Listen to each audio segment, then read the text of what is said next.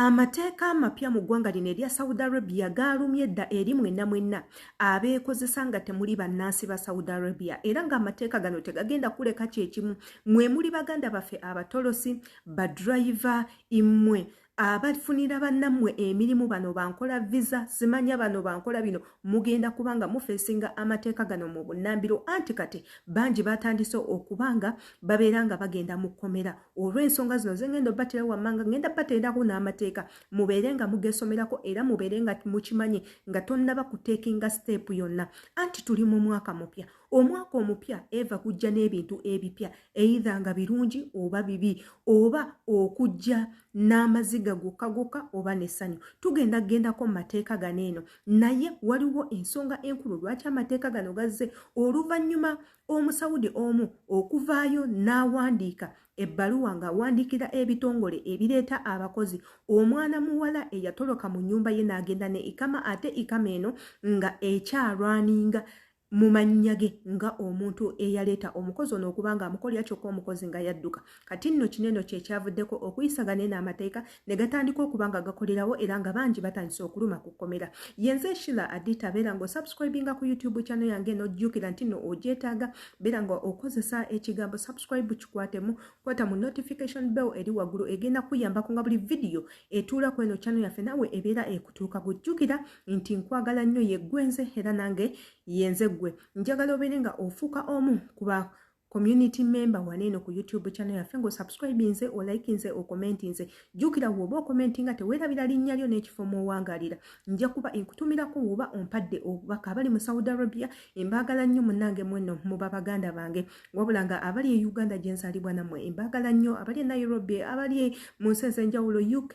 mwenna mwebale kubanga mutwekumirako naawe abadde ayitawo obuyisi n'olabayo ka video naawe nkwebaza nnyo njagala tugendeko mu mateeka gano eno katono nnyo tubeere nga tugasomamu tukekkaanye tugategeere bulungi ate era naawe otegeeze muno omugambe munange byazibuwadde dda tugenda kubanga tugwa mu buzibu essaawa yonna kamba twaleko mu mateeka gano eno tukasome tugategeere ate era tubeere nga ebintu bino tubyewala mu bunnambiro katugendeko mu mateeka then tukomewo naate teweerabira ku subscribinga ne notification bell ogikooneko tubeere nga tutambulira ku feezi emu katugendeko mu mateeka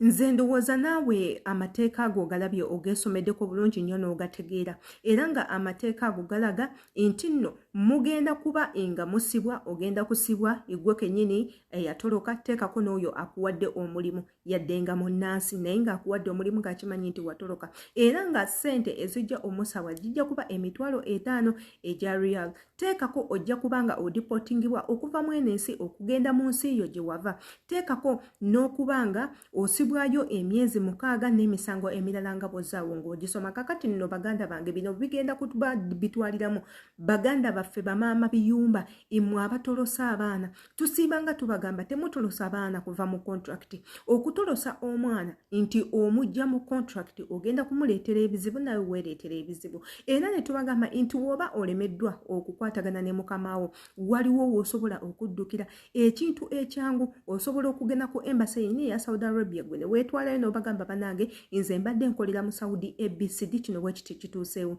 gwe kennyini osobola okwetwala ku poliisi nga gwe omukozi n'obagamba njawukanye ne mukama wange lwa nsonga bweti ne bwekituganya okubanga tukwatagana neetaaga buyambi oyinza obutaddayo wa mukamaawo kumukolera poliisi esobola obba tebaganya either ne bakukwata ne bakuzayo ku agency mukamaawo n'abeera nga akusazaamu mu bitabo bye n'akulekaawo bo ne bakutwala ne bafuna ne bakuteeka osobola okugenda ku Ministry of Labour gukenyennyini weekubira omulanga nga gwe omukozi ebyo byonna mu contracts zammwe mwebiri ate era nga bisoboka w'oba omanyi era kyobula tubagamba nti bwe mubanga muyina amasimu mufube nnyo okukozesa amasimu ganeno okunoonya locations wawe musinziira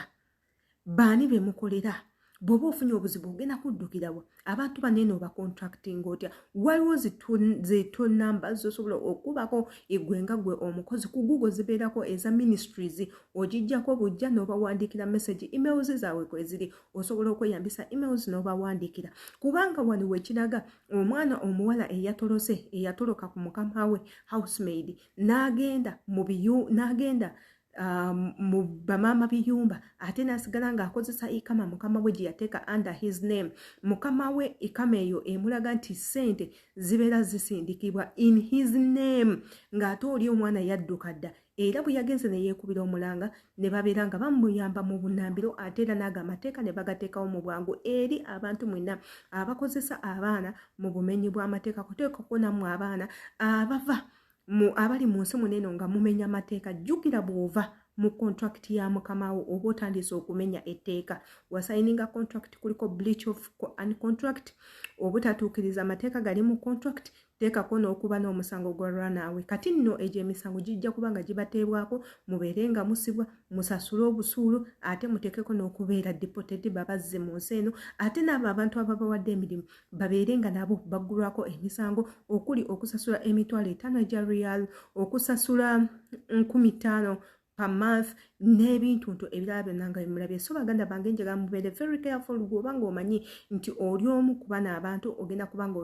kuba nga ofuna obuzibu mu bunnambiro. Eggulu lyeyo naawe osobola okugenda n'olinoonyako n'olisoma for further information. Yenze Sheila Adita abeera ng'osubscribinga ku YouTube channel yaffe. Tegeeza oyo yenna atategedde abeere nga akimanyi commenting nga mmanye ekikyolowooza embaagala nnyo.